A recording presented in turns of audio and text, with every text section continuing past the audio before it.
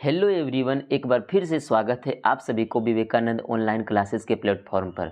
आज की क्लास में हम जानेंगे नियंत्रण और समन्वय के सारे सवालों को, जो कि बिहार बोर्ड क्लास 10th में पूछे जाने की संभावना है। आइए समय को देर नहीं करते हुए सीधे हम सवाल पर आते हैं। उससे पहले हम कुछ महत्वपूर्ण बिंदु को हम समझ लेते हैं कि नियंत्रण और समन्वय के सवालों को कैसे सोल्व किया जा सकता है। तो आइए कुछ महत्वपूर्ण बिंदु को हम समझते हैं इस प्रकार से।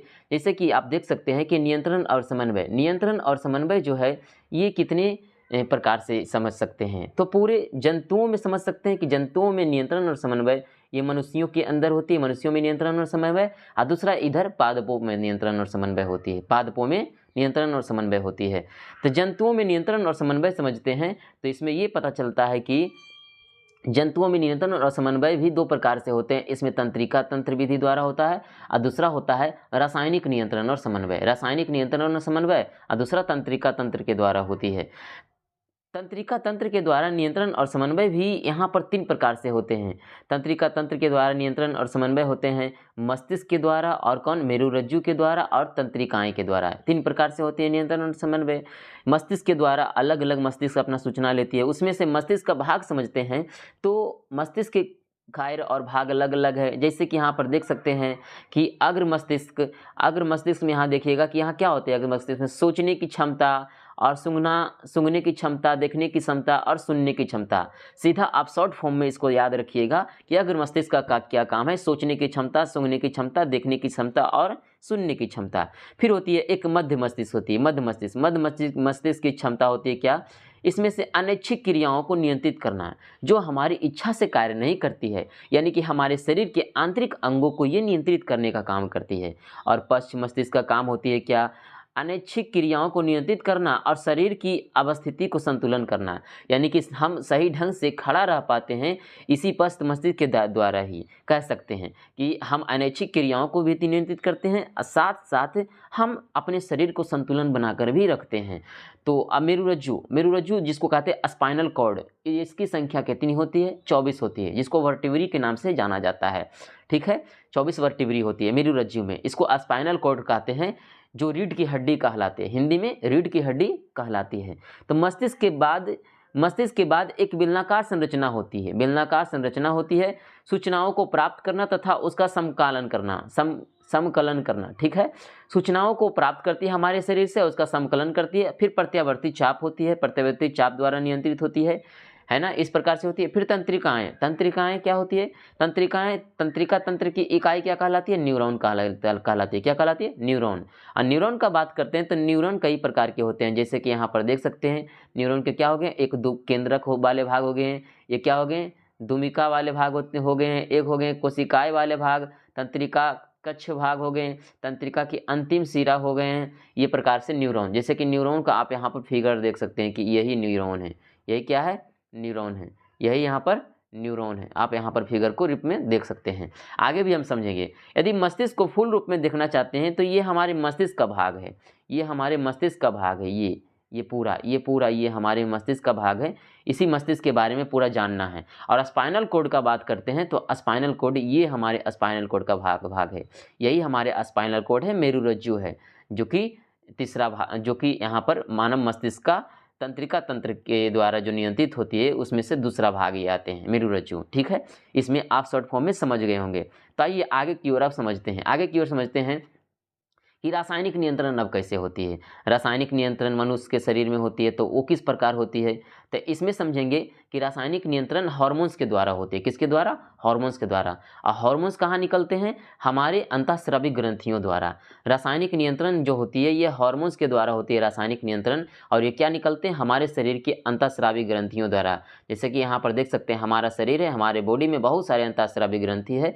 यहाँ पर देख सकते हैं इतने सारे अंतःस्रावी ग्रंथि है। सारे अंतःस्रावी ग्रंथि द्वारा क्या निकलते हैं, हार्मोन्स निकलते हैं। इन सभी के द्वारा हमारे शरीर में रासायनिक नियंत्रण होता है। ठीक है, जैसे कि यहाँ पर देख सकते हैं कौन कौन से यहाँ पर ग्लैंड है, ग्रंथि है, अंतःस्रावी ग्रंथि है, इन सब के बारे में देखेंगे। जैसे पीयूष ग्रंथि वृद्धि एवं विकास करता है। हमारे शरीर में वृद्धि एवं विकास करने के लिए पीयूष ग्रंथि सहायक है, आप इसको समझ जाइएगा।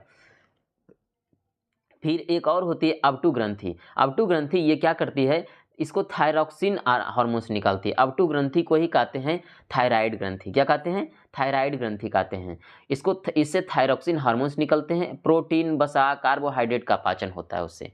थायरॉक्सिन हार्मोन से क्या होते हैं? प्रोटीन, वसा, कार्बोहाइड्रेट का उपापचयन होते हैं, यही होते हैं। फिर पराव 2 इसको कहते हैं पाराथायराइड ग्रंथि। पाराथायराइड ग्रंथि ये क्या करते हैं? रक्त में कैल्शियम की मात्रा को नियंत्रित करते हैं और कैल्शियम का नियंत्रण करते हैं। रक्त में कैल्शियम की मात्रा को क्या करते हैं? नियंत्रित करते हैं। फिर आ जाते हैं अधिवृक्क ग्रंथि। अधिवृक्क ग्रंथि जैसे कि आप यहाँ पर देख सकते हैं, यहाँ पर देख सकते हैं कौन कौन से ग्रंथि यहाँ पर है।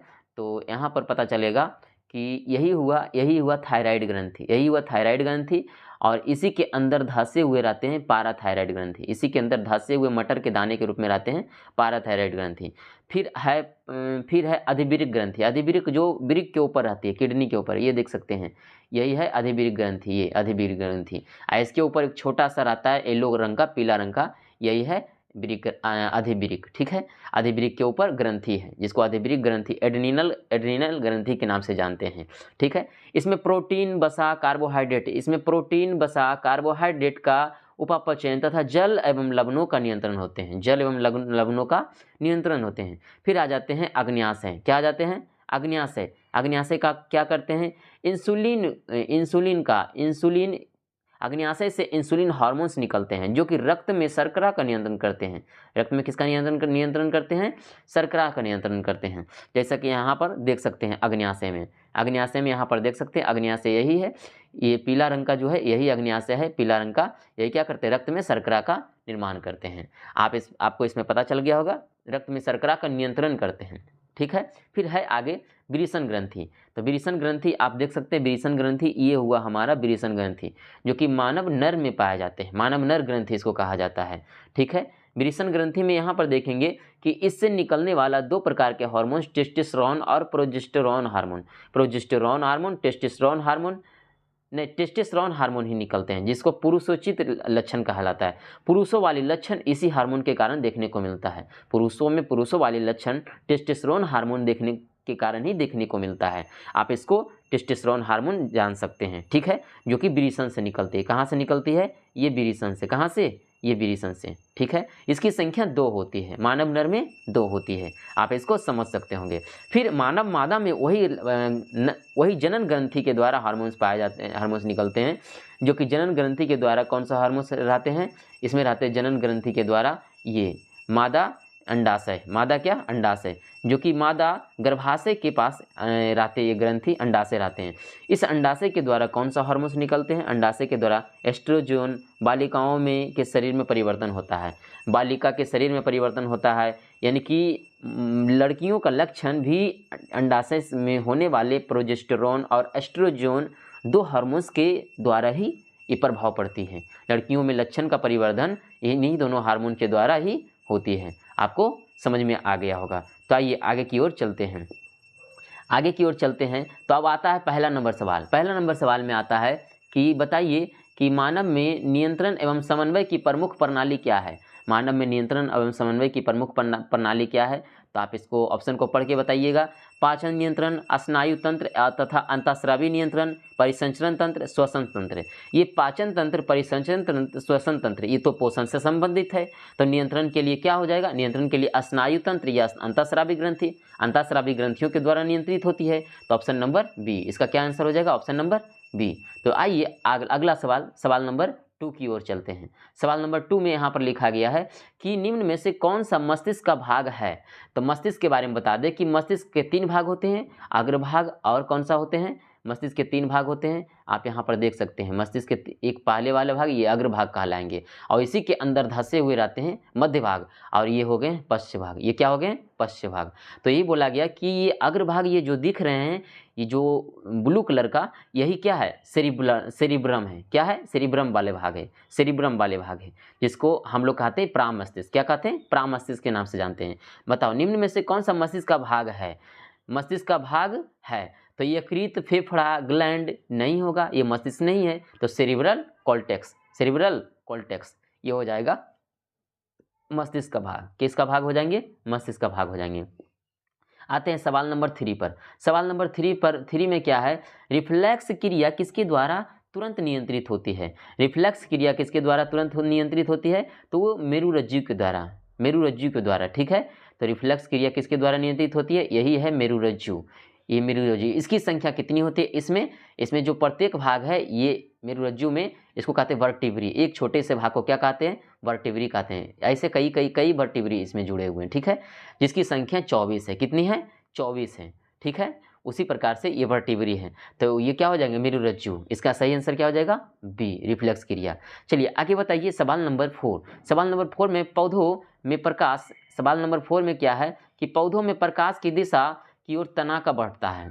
पौधों में प्रकाश की दिशा में तना बढ़ता है, तो प्रकाश की दिशा में तना बढ़ता है क्या कहलाता है? तो आपको बता दें कि प्रकाश की दिशा में पौधों का विकास, इसको कहा जाता है प्रकाशानुवर्तन। क्या कहा जाता है? प्रकाशानुवर्तन। हिंदी में कहते हैं प्रकाशानुवर्तन, इंग्लिश में कहते हैं फोटोट्रोपिज्म कहते हैं, ठीक है। और जड़ का वृद्धि तो प्रकाश से विपरीत दिशा में होती है। जड़ का वृद्धि प्रकाश से विपरीत दिशा में होती है। नीचे जड़ रहती है तो उसका वृद्धि प्रकाश से विपरीत दिशा में होती है, तो उसको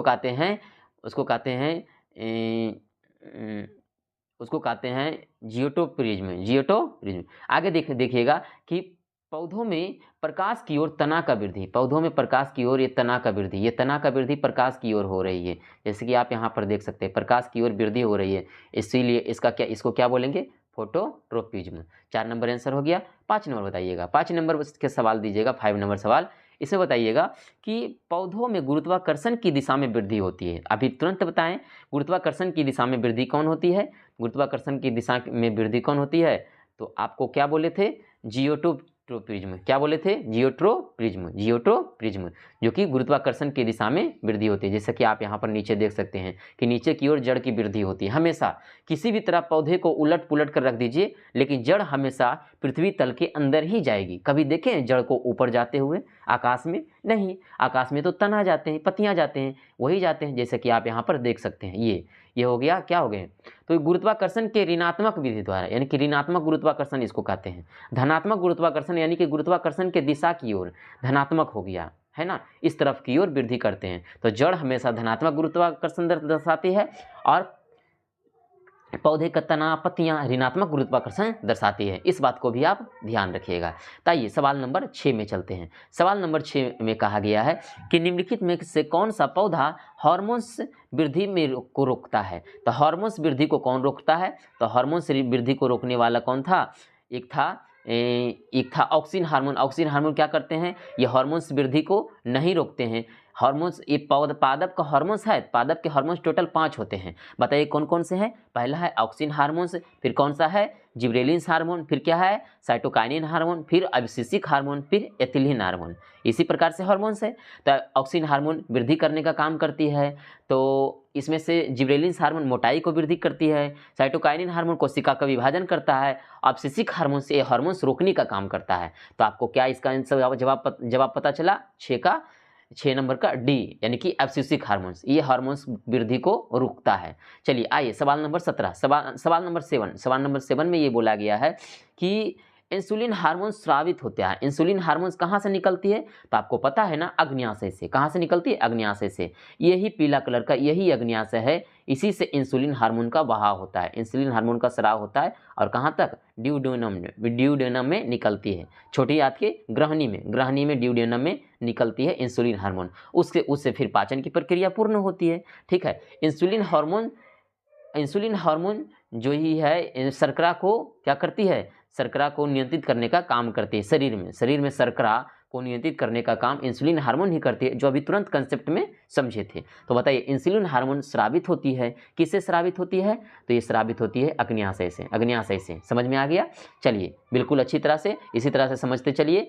सवाल नंबर 8 में बोला गया है कि पौधे में कोशिका विभाजन को बढ़ावा देने वाला हार्मोन्स कौन सा है? तो कोशिका को विभाजन कौन देते हैं? तो बताइए, एथिलीन तो नहीं देते, ये तो फल पकाने वाली हार्मोन है। अबसिसिक हार्मोन कोशिका विभाजन को ये रोकती है, ये विभाजन होने ही नहीं देगी। टायरोक्सिन ये कोई पादप हार्मोन है ही नहीं, तो कौन सा हो जाएगा? Option number A cytokinin hormone, ये कोशिका विभाजन को बढ़ावा देती है, ठीक है। आइए सवाल नंबर 9 में जानते हैं कि मस्तिष्क के किस भाग का कार्य है शरीर का संतुलन बनाए रखना? तो मस्तिष्क के किस भाग का कार्य है शरीर का संतुलन बनाए रखना? तो इसमें सेरिबेल्लम, कौन सा भाग रहे, नहीं, शरीर का संतुलन बनाए रखना सेरिबेल्लम का काम है। किसका काम है? सेरिबेल्लम का। आप यहाँ पर नीचे देख सकते हैं, यही ब्लू कलर का, यही सेरिबेल्लम है।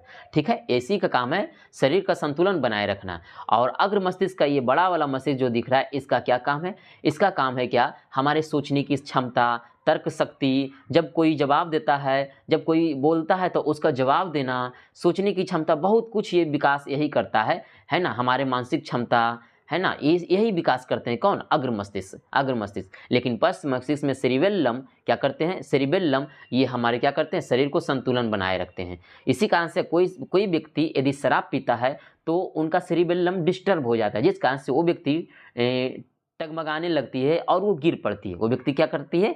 गिर पड़ती है। इसी कारण से इसका जवाब क्या हो जाएगी? सेरिबेल्लम हो जाएगी। बिल्कुल सही जवाब है आप लोग का। चलिए आगे बताइएगा 10 नंबर सवाल, 10 नंबर सवाल नंबर 10 में क्या बोला गया है? सवाल नंबर 10 में बोला है कि निम्नलिखित में से कौन सी क्रिया है जो त्वरित स्वतः एक एवं उपन्यास प्रतिक्रिया है? त्वरित स्वतः एवं उपन्यास प्रतिक्रिया है। तो बताइएगा इसमें क्या हो जाएगा इसका आंसर? इसका आंसर सोच विचार, ये तो मस्तिष्क का क्रिया है, मानव मस्तिष्क में होती है। तो त्वरित स्वतः उपन्यास ये मस्तिष्क में होता ही नहीं है। स्मृति ये भी मस्तिष्क में होता है, सोचते हैं कुछ तो मस्तिष्क में ही सोचते हैं। निष्क्रिय आराम ये भी नहीं होती है। रिफ्लेक्स क्रिया, कौन सा आंसर हो जाएगा इसका? रिफ्लेक्स क्रिया, सी नंबर। चलिए अगला सवाल का जवाब दीजिएगा, सवाल नंबर 11। 11 में सवाल में बोला गया है कि पौधों में पलटने जैसी हल्की गतिविधि होती है, इसे क्या कहा जाता है? पौधों में पलटने जैसी हल्की गतिविधि होता है, इसे क्या कहा जाता है? थीमोनॉस्टी, फोटोनॉस्टी, जियोनॉस्टी और केमोनॉस्टी। तो अच्छा आप ही बताइए कि फोटोट्रोपिज्म जो क्या करती थी? प्रकाश की ओर गति करती थी, अर्थात पौधा ऊपर की ओर गति करती थी। लेकिन ये पौधा पलटने की बात किया जा रहा है, पौधा पलटने की बात किया जा रहा है, अर्थात तो ऊपर की ओर गति ना करके बल्कि नीचे की ओर गति करवाया जा रहा है। समझ में आ रहा है? तो अर्थात फोटोनॉस्टी ही होगा। क्या होगा? फोटोनॉस्टी। फोटोट्रोपिज्म का उल्टा फोटोनॉस्टी, फोटोनॉस्टी। तो आंसर नंबर बी। तो आइए सवाल नंबर 12, सवाल नंबर 12 पर जाते हैं। इसमें जवाब दीजिए, निम्न में से कौन सा पौधा हार्मोन है? कौन पादप हार्मोन्स है? तो बताइए इसमें से कौन पादप हार्मोन्स है? तो आपको बता दें पादप हार्मोन्स कौन कौन सा है। तो यहाँ पर देख सकते हैं auxin hormone, gibberellin hormone, cytokinin hormone और एब्सिसिक हार्मोन और एथिलीन हार्मोन, ये सभी पादप हार्मोन्स हैं। ठीक है, ये सभी क्या है? पादप हार्मोन्स हैं। तो इसमें से कौन सा नहीं है? तो आप यहाँ पर देख करके बता दीजिए। ठीक है, इंसुलिन, जो इंसुलिन पादप हार्मोन है नहीं, इन सब में नहीं है। पायरोक्सिन ये भी नहीं है। ऑक्सिन हाँ है, ये पादप हार्मोन। ग्लूकोज ये कोई हार्मोन ही नहीं है। तो क्या हो जाएगा इसका सही जवाब? इसका सही जवाब हो जाएगा ऑक्सिन। गुड, बहुत अच्छी जवाब आप लोग का आ रही है। कमेंट में आप लोग इसका जवाब देते चलिए। ठीक है, तो आइए सवाल नंबर 13 समझते हैं। शरीर में हार्मोन्स नियंत्रण प्रणाली द्वारा संचालित होती है, यह किसके द्वारा होता है? शरीर में हार्मोन्स नियंत्रण प्रणाली संचालित होते किसके द्वारा? तो अंतःस्रावी ग्रंथि के द्वारा ही होती है, क्योंकि शरीर में अंतःस्रावी ग्रंथि रहेंगे तभी तो हार्मोन्स निकलेंगे ना, क्योंकि इन्हीं के द्वारा हार्मोन्स निकलते हैं, जिसको क्या कहा जाता है? अंतःस्रावी ग्रंथि कहा जाता है। तो अंतःस्रावी ग्रंथि, इसका सही जवाब क्या हो जाएगा? अंतःस्रावी ग्रंथि। आपको एक बात इसमें बता दें, इन सभी ग्रंथियों का मास्टर होता है पिट्यूटरी ग्रंथि। कौन सा होता है? पिट्यूटरी ग्रंथि। इसे मास्टर ग्रंथि के नाम से भी जाना जाता है। यही है पिट्यूटरी ग्रंथि। यही क्या है? पिट्यूटरी ग्रंथि। इन्हें ही मास्टर ग्रंथि के नाम से जाना जाता है, जो कि हाइपोथैलेमस के नीचे रहते हैं। कहाँ रहते हैं? हमारे मस्तिष्क के हाइपोथैलेमस के नीचे रहते हैं ये पिट्यूटरी ग्रंथि। इन्हें मास्टर ग्रंथि के नाम से जाना जाता है, इन्हें पीयूष ग्रंथि के नाम से जाना जाता है, इन सभी के नामों से जाना जाता है। तो आप इसमें 3 नाम याद रख लीजिएगा, ये पूछने की संभावना अधिक है। चलिए बहुत अच्छी जवाब। 14 नंबर सवाल का जवाब दीजिए। बोला गया इसमें कि पौधों में प्रकाश की कमी में तना किन्हीं हार्मोन की क्रिया से बढ़ता है, उस हार्मोन्स का नाम है। ठीक है, तो प्रकाश की कमी में तना किन हार्मोन्स की क्रिया के द्वारा वृद्धि हो रही है? तो प्रकाश की तो कमी हो रही है। तो कमी हो रही है, कमी हो या ज़्यादा हो उससे मतलब नहीं है। पौधा बढ़ रहा है ना, बताइए आप सीधा बोलिए, पौधा बढ़ रहा है कि नहीं? हाँ, पौधा बढ़ रहा है, क्रिया से बढ़ रहा है, बिल्कुल बढ़ रहा है। तो बढ़ रहा है, किसके कारण बढ़ेगा पौधा? पौधा सीधा बढ़ेगा ऑक्सीजन हार्मोन से, सीधा सोचना है, ऑक्सीजन हार्मोन से बढ़ेगा पौधा। अब इसमें सोचना कुछ नहीं है। चलिए सवाल का अगला सवाल 15 नंबर सवाल। 15 नंबर सवाल में बोला गया है, निम्न में से कौन सी प्रतिक्रिया नहीं है ट्रोपिज्म की? ठीक है, ट्रोपिज्म की। तो ट्रोपिज्म बताए हैं, फोटोट्रोपिज्म, जियोट्रोपिज्म होते हैं, और फिर क्या होते हैं, केमोट्रोपिज्म होते हैं। ये थीमोट्रोपिज्म क्या है? थीमोनॉस्टी क्या है? थीमोनॉस्टी ये ट्रोपिज्म नहीं है। पिज्म का मतलब होता है कि ऊपर की ओर गति करना, ऊपर की ओर गति करना है, लेकिन नॉस्टी होता है उसके विपरीत दिशा में गति करना है। तो ये तो नॉस्टी नहीं होगा, नॉस्टी ही नहीं होगा। प्रिज्म वाला सब हो जाएंगे और नॉस्टी नहीं होंगे, तो आंसर क्या हो जाएगा? थीमोनॉस्टी आंसर हो जाएंगे। तो आइए सवाल नंबर 16 सवाल नंबर 16 में बोला गया है, 16 में क्या बोला है? मानव यानी कि मस्तिष्क का विचार एवं निर्णय लेने वाला भाग। तो अभी तुरंत बताएं, विचार और निर्णय लेने वाला भाग यही तो ब्लू वाला है, जो सबसे बड़ा भाग है। ये सबसे बड़ा भाग है, लगभग 80% में है, लगभग 80% में है, जिसको सेरिब्रम कहते हैं या प्राण मस्तिष्क कहते हैं। ठीक है, तो आप यहाँ पर क्या हो जाएगा आंसर में, बताइए? Cerebral cortex.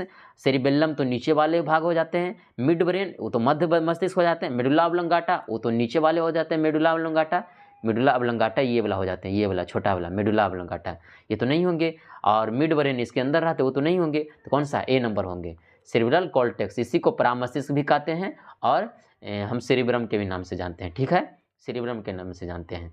चलिए आगे आते हैं 17 नंबर सवाल। सवाल नंबर 17 सवाल में बोला गया है कि अस्थिर तंत्र होमोस्टेटिस बनाए रखना प्रस्तुत करने वाला यंत्र। होमोस्टेटिस क्या है?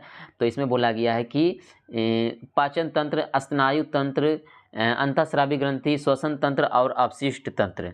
तो इसमें होमोस्टेटिस बनाए रखने वाला तंत्र कौन सा है? इसमें पाचन तंत्र से संबंधित है नहीं, श्वसन तंत्र नहीं, अपशिष्ट नहीं है, तो स्नायु तंत्र और अंतःस्रावी तंत्र, क्योंकि इसी के द्वारा तो होमोस्टेटिस बनते हैं। जैसे कि देखिए, होमोस्टेटिस का मतलब हो जाता है कि अस्थिर तंत्र, यानी कि हमें अस्थिरता बनाए रखना है। तो मस्तिष्क का ही काम है।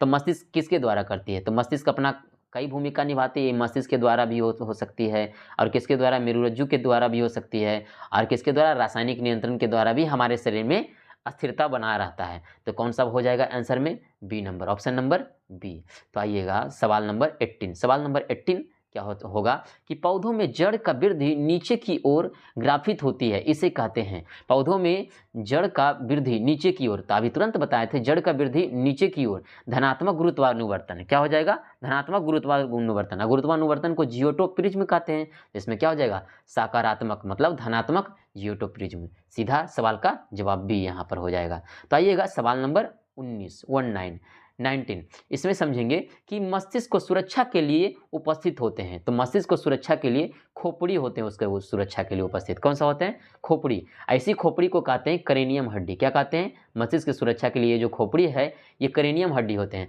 और करेनियम हड्डी कई प्रकार के हड्डी में ये बटे हुए हैं। कितने हड्डी में बटे हुए हैं? लगभग 8 करेनियम हड्डी में बटे हुए हैं। इसको करेनियल बोन्स के नाम से भी जानते हैं। ठीक है, ये 8 में बटे हुए हैं, जिसमें देखिए, जिसमें अलग अलग कलर आपको दिखाया जा रहा है। ठीक है, और सारे हड्डी का नाम भी अलग अलग दिखाया जा रहा है। ठीक है, इसी प्रकार से 8 हड्डी का नाम याद रखना जरूरी नहीं है, बस ध्यान रख लीजिएगा कि मानव मस्तिष्क को सुरक्षा देने वाला ऊपर से जो कवर के रूप में रहता है वो खोपड़ी रहता है, मानव खोपड़ी, जिसका नाम है क्रेनियम हड्डी, जो 8 हड्डियों का समूह है, 8 हड्डियों से जुड़ा हुआ है। आप इस बात को समझ जाइएगा, बिल्कुल सही। इसका आंसर क्या हो जाएगा? इसका आंसर हो जाएगा खोपड़ी। क्या हो जाएगा? खोपड़ी। चलिए अगला सवाल का जवाब दीजिए, 20 नंबर। सवाल नंबर 20, पौधों की बढ़ोतरी की बढ़ावा देने वाला हार्मोन्स है। पौधों की बढ़ोतरी कौन बढ़ावा देती है? तो ऑक्सिन हार्मोन ही पौधों की वृद्धि करती है।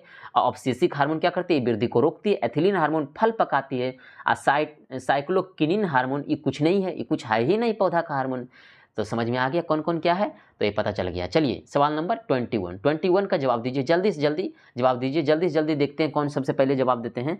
बताइएगा 21 सवाल 21 में बताइएगा कि निम्न में से कौन सा मस्तिष्क का हिस्सा नहीं है।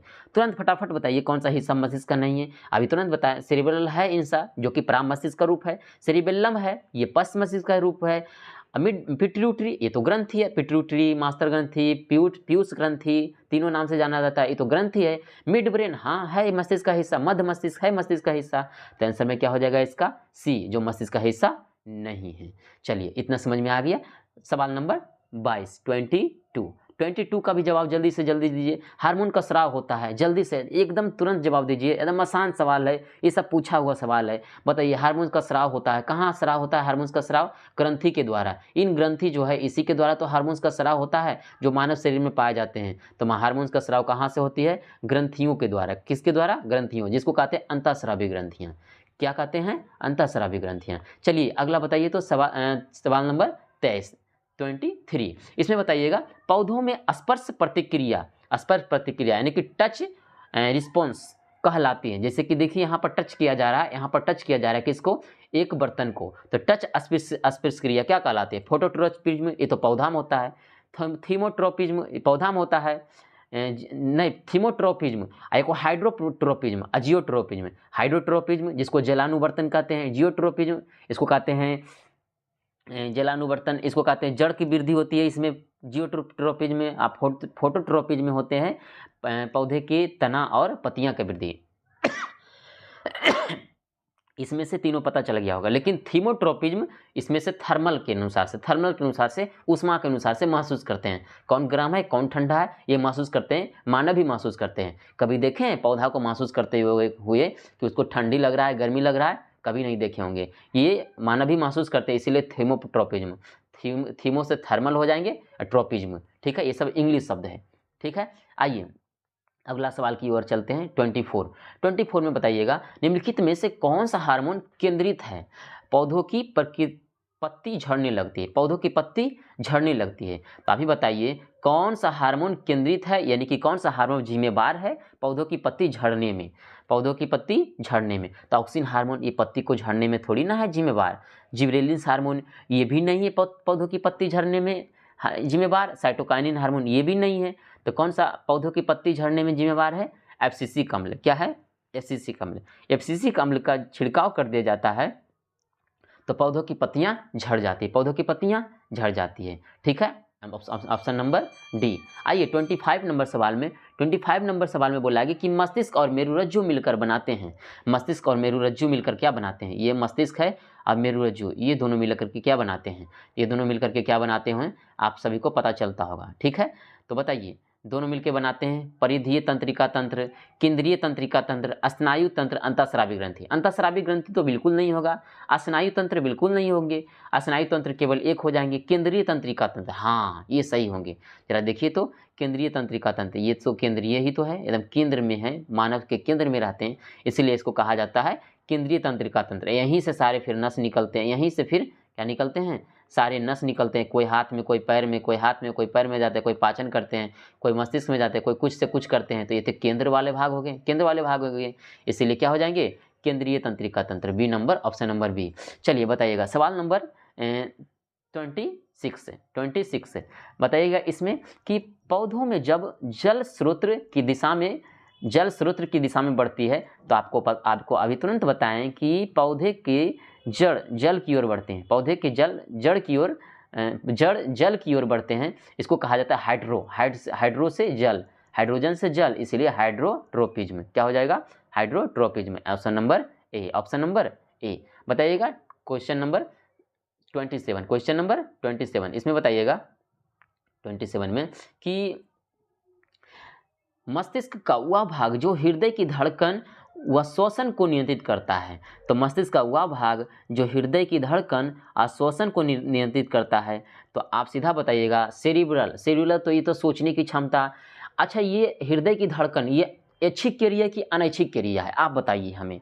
तो हृदय की धड़कन तो अनैच्छिक क्रिया है, क्योंकि ये हमारी इच्छा से थोड़ी ना काम करती है। हम बोलेंगे हृदय धड़कना रुक जाओ, क्या ये रुक जाएगी? हम बोलेंगे श्वास लेना बंद कर दो, क्या बंद कर देंगे? थोड़े समय के लिए श्वास लेना बंद कर देंगे, लेकिन हमारा फेफड़ा मानेगा? वो तो श्वास लेगा ही लेगा। तो इसीलिए ये सब अनैच्छिक क्रिया है। तो अनैच्छिक क्रिया को नियंत्रित करने का काम कौन करती है? ये मध्य मस्तिष्क। कौन करती है? मध्य मस्तिष्क। आप सभी को पता है। तो मध्य मस्तिष्क में कौन सा आ जाएंगे? ये सेरिब्रल, ये तो अग्र मस्तिष्क में आ जाएंगे। सेरिब्रल किस में आ जाएंगे? अग्र मस्तिष्क में आ जाएंगे। सेरिबेल्लम पश्च मस्तिष्क में आ जाएंगे।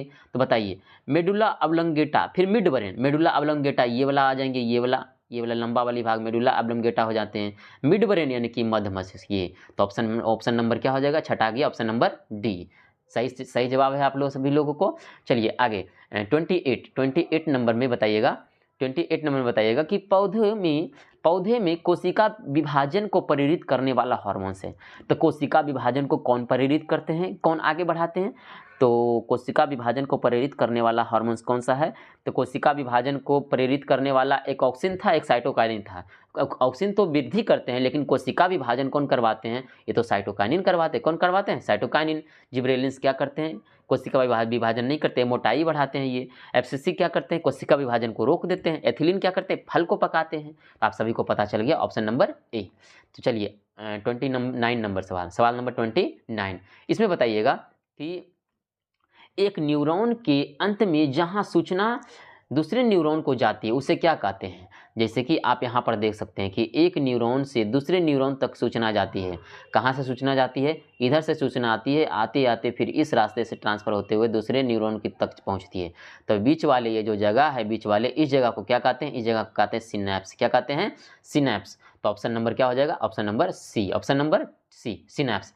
डेंड्राइट क्या है? डेंड्राइट ये जो निकला हुआ गुच्छा के जैसा ऐसे संरचना है, जड़ के जैसा संरचना, इसको डेंड्राइट्स कहते हैं। एक्सोन क्या कहते हैं? एक्सोन कहते हैं इसको, एक लंबी सी छड़ जैसी संरचना है, इसको एक्सोन कहते हैं। ठीक है। फिर क्या है? डेंड्राइटिस एक्सोन हो गया। फिर न्यूगुरेलिया कुछ नहीं है। ठीक है, ये कुछ नहीं है। चलिए सवाल नंबर 30, इसमें क्या है? हार्मोन थायरॉक्सिन किस ग्रंथि द्वारा स्रावित होती है, मतलब निकलती है? तो आप सभी को पता है कि यहाँ पर गला में कौन सा ग्रंथि पाई जाती है? थायराइड ग्रंथि। कौन सा? थायराइड ग्रंथि। इसी के द्वारा थायरॉक्सिन हार्मोन्स निकलती है। तो ऑप्शन नंबर क्या हो जाएगा? बी। Option number B. ठीक है। आइए सवाल नंबर 31, इसमें बताइएगा कि पौधों में वृद्धि को प्रेरित करने वाला गैसीय हार्मोन्स कौन सा है? तो पौधों में वृद्धि को प्रेरित कौन करते हैं? गैसीय हार्मोन्स। ये गैसीय हार्मोन पौधों में गैसों के रूप में एक ही हार्मोन्स है, जो कि एथिलीन। पौधों में गैसीय हार्मोन्स एक ही हार्मोन है, एथिलीन, जो क्या करती है? पौधों में फल को पकाते हैं। किसको पकाती है? फल को पकाने का काम करती है। किसका काम करती है? पकाने का काम करती है। फल को पकाने का कार्य करती है। ठीक है। किसको पकाती है? फल को पकाती है। इस बात को ध्यान रखिएगा। चलिए अगला सवाल है 32। अगला सवाल क्या है? 32 में बताइएगा। 32 में आप बताइएगा कि मस्तिष्क का वह भाग जो विचार करने, बोलने, स्मरण करने में मुख्य है। बोलिए, मस्तिष्क का वह भाग जो क्या करते हैं? विचार करते हैं। विचार करते हैं मतलब सोच रहे हैं, सोचते हैं, बोलते हैं, स्मरण करते हैं, सोचते हैं तब जवाब देते हैं। तो बोले हैं ना, ये तो अग्र मस्तिष्क का ही भाग हो सकता है, क्योंकि अग्र मस्तिष्क के अंदर ही सारे बुद्धि विवेक सब जागता है ना। दिमाग का मनुष्य का बुद्धि विवेक सब अग्र मस्तिष्क में ही जागती है ना। तो ये क्या हो जाएंगे? सेरिब्रल को ही कहते हैं अग्र मस्तिष्क। सेरिब्रल को ही क्या कहते हैं? अग्र मस्तिष्क। सेरिबेल्लम क्या है? सेरिबेल्लम ये हो गए, ये वाला, ये मध्य पश्च मस्तिष्क का भाग हो गया। ठीक है। मिड ब्रेन ये मध्य मस्तिष्क का भाग हो गया, जो इसके अंदर आता है। मेडुला वाले ये वाला भाग हो गया। ठीक है।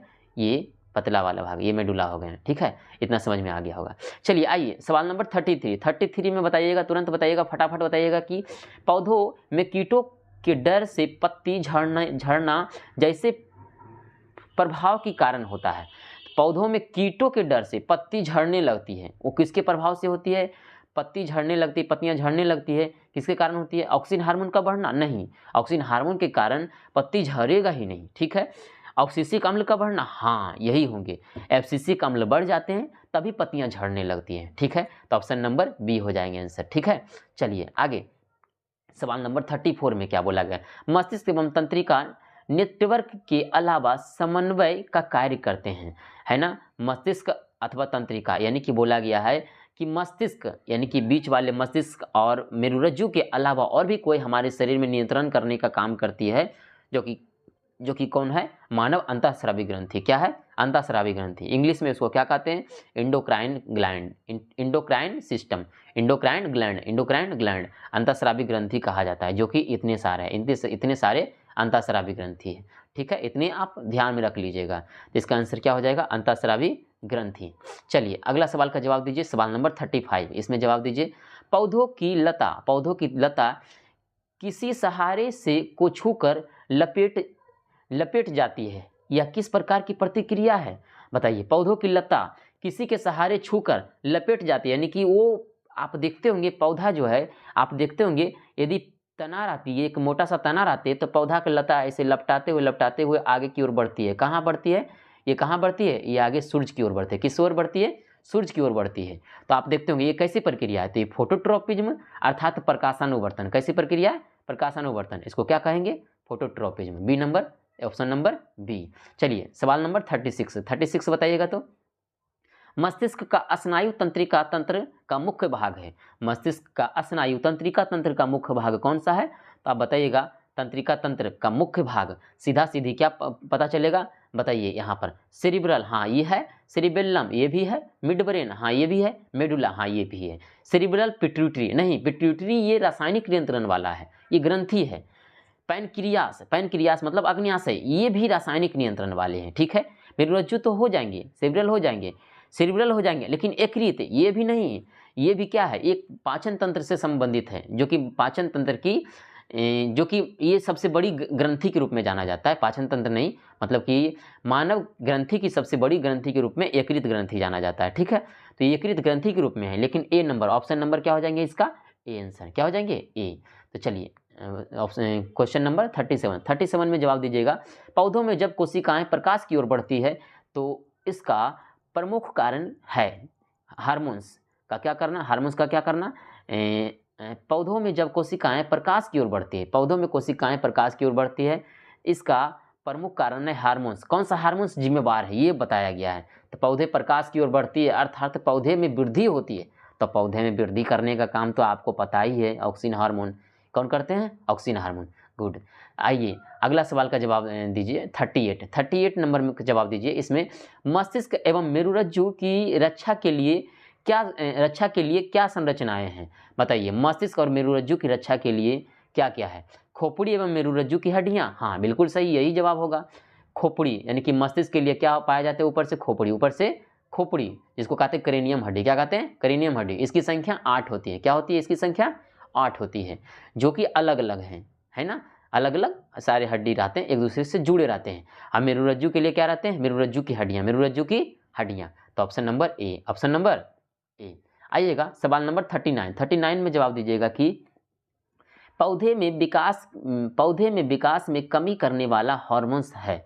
पौधे के विकास में कमी कौन करती है, कौन सा हार्मोन्स जिम्मेवार है इसमें, विकास में कमी करने वाला हार्मोन्स, यही तो विकास में कमी होती है। साइटोकाइनिन तो आगे बढ़ता ही है, ऑक्सीजन भी आगे बढ़ता है, जिबरेलिन्स भी आगे बढ़ता है, तो कौन सा हो जाएंगे, एफसीसी। कौन हो जाएंगे, एफसीसी का हार्मोन। गुड, आइए अगला सवाल का जवाब दीजिए, सवाल नंबर 40। ठीक है, सवाल नंबर 40 में बताइएगा, मस्तिष्क का वह भाग जो स्मृति से जुड़ा हुआ है, अर्थात किससे जुड़ा हुआ है, हमारे सोच क्षमता से जुड़ा हुआ है। तो सोच क्षमता से कौन जुड़ा हुआ है, ये अग्र मस्तिष्क का भाग हो गया, जिसको हम प्राम मस्तिष्क के नाम से भी जानते हैं। तो कौन सा हो जाएगा, सेरिब्रल। कौन सा हो जाएगा इस ऑप्शन में, सेरिब्रल। सही सवाल है, सही जवाब है आप सभी का। चलिए बताइए 41 नंबर, सवाल नंबर 41 में बताइएगा इसमें कि पौधे में प्रतिकूल स्थिति में पत्ती झड़ना, बीज निष्क्रिय अथवा जैसे बदलाव होते हैं, इन प्रतिक्रियाओं की प्रमुख भूमिका है, कौन सा हार्मोन्स जिम्मेवार है, यही बताइए। साइटोकाइनिन तो नहीं है पत्ती झड़ने में है, एफसीसी का अम्ल ही है। चलिए C number, option number C. चलिए आगे बताइएगा, सवाल नंबर 42 में बताया गया कि मस्तिष्क से बाहर निकलने वाली नर्व्स मिलकर बनती है। तो मस्तिष्क से बाहर निकलने वाली नर्व्स मिलकर बनती है केंद्रीय तंत्रिका तंत्र, पराधी तंत्रिका तंत्र, अंतःस्रावी तंत्र, ये सब नहीं होंगे। कौन सा हो जाएंगे, केंद्रीय तंत्रिका तंत्र। क्या कहलाएंगे, केंद्रीय तंत्रिका तंत्र, जैसा कि आप यहाँ पर देख सकते हैं, यही हो जाएंगे केंद्रीय तंत्रिका तंत्र, यही तो होंगे। Option number A, option number A. चलिए बताइए फिर क्वेश्चन नंबर 43 इसमें बताइए पौधों में जल स्रोत की ओर आगे बढ़ना। तो पौधों में जल स्रोत की ओर जड़ ही तो आगे बढ़ते हैं ना, इसको क्या कहेंगे? इसको सीधा तौर पर हम यही बोलेंगे ना, इसको बोलेंगे हाइड्रोट्रोपिज्म। क्या बोलेंगे? हाइड्रोट्रोपिज्म। हो गया। आइए सवाल नंबर 44 में, सवाल नंबर 44 में जानते हैं कि न्यूरॉन्स के बीच सूचना पहुंचाने वाली विभाजिका किसे कहा जाता है? तो न्यूरॉन्स के बीच सूचना कौन पहुंचाते हैं? न्यूरॉन्स के बीच सूचना यही ना पहुंचा रही है, बीचे बीच ये जो सूचना पहुंचाने का काम कर रहे हैं एक दूसरे न्यूरॉन को, तो सिनेप्स कौन हो जाएंगे इसमें? आंसर में सिनेप्स क्या हो जाएंगे? Option number C. तो आइए सवाल नंबर 45 में देखेंगे 45 नंबर सवाल में कि हार्मोन्स एड्रेनिल हार्मोन, एड्रेनिल ग्रंथि इससे इसके ऊपर रहते हैं, है ना? इससे जो हार्मोन्स निकलते हैं ये किसके ऊपर रहते हैं? एड्रेनिल ग्रंथि किसके ऊपर रहते हैं? तो आप बताइए किसके ऊपर रहते हैं? थायराइड, एड्रीनल ग्रंथि से किस पर रहते हैं? पिट्यूटरी पर रहते हैं, यकृत पर रहते हैं, किस पर रहते हैं? आप बताइए। यकृत पर रहते हैं क्या? नहीं, एड्रीनल ग्रंथि से। एड्रीनल हार्मोन जो निकलते हैं वो कौन सा ग्रंथि से निकलते हैं ये बताया, पूछा गया। एड्रीनल ग्रंथि से। किससे? एड्रीनल ग्रंथि। जैसे कि आप देख सकते हैं पीला वाला यही एड्रीनल ग्रंथि है। इसके दो भाग होते हैं, एक भाग मेडुला और दूसरा भाग कॉर्टेक्स कहलाते हैं, लेकिन इसकी संख्या में दो होती है। कितने होती है? दो। ये दोनों वृक्क पर पाए जाते हैं, दोनों वृक्क गुर्दा पर पाए जाते हैं। और जो कि इसके दो यदि भाग किया जाए, इसकी संख्या भी दूर आती है, लेकिन इसके भाग किया जाए एक एड्रीनल ग्रंथि का यदि भाग किया जाए तो दो भाग रहते हैं। इसको ये दोनों भाग कहा जाता है, एक का नाम मेडुला, दूसरा का नाम कॉर्टेक्स। ठीक है, दोनों के द्वारा अलग अलग प्रकार के हार्मोन्स निकलते हैं।